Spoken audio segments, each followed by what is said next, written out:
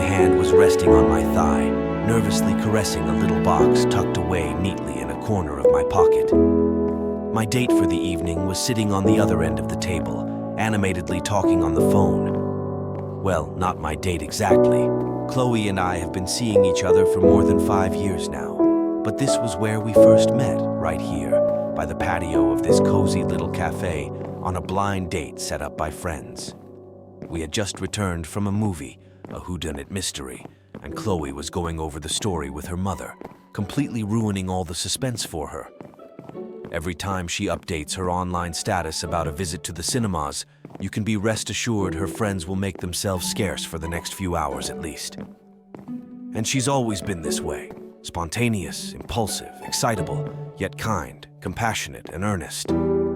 She likes to act on impulse and worry about the consequences later. Good or bad, she needs to get everything off her chest, which is in complete contrast to me. I, on the other hand, am known for being reserved, restrained, shy, even stoic under pressure, and yet always brooding underneath the surface. A state of mind that is constantly striving to combat a form of pensiveness. At least that's the general impression people have of me, I think. But it was not always this way. I used to be a fun-loving kid with a normal childhood who loved the outdoors.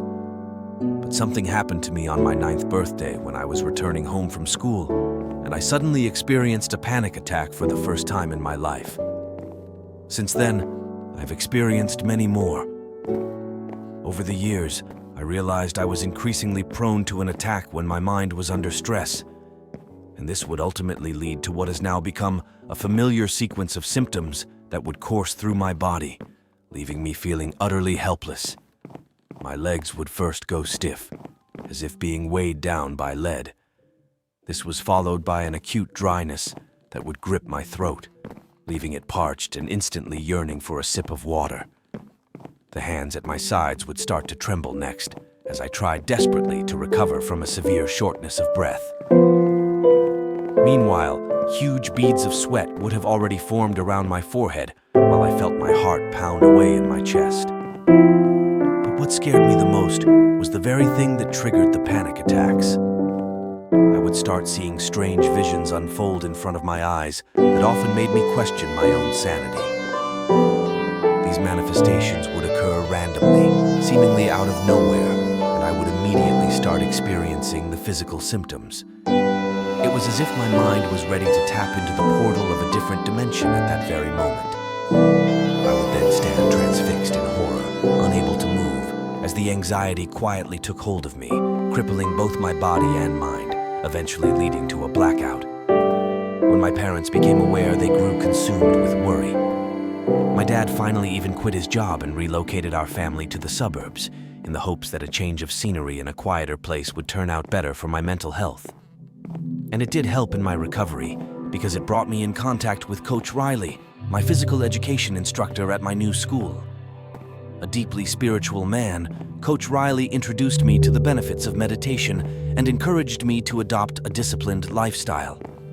Despite my initial doubts about his methods, I eventually realized that the panic attacks were slowly fading away with time, and that provided me with the necessary motivation to follow through on his instructions with devoted commitment. I meditated and exercised every day, and gradually embraced a regimented lifestyle that would continue well into my adulthood. By prioritizing my mental health, I managed to minimize my exposure to triggers that could lead to such attacks. This involved limiting frequent visits to crowded or unknown places to the extent possible without undermining the quality of my life, and by also creating safe spaces that I could regularly visit.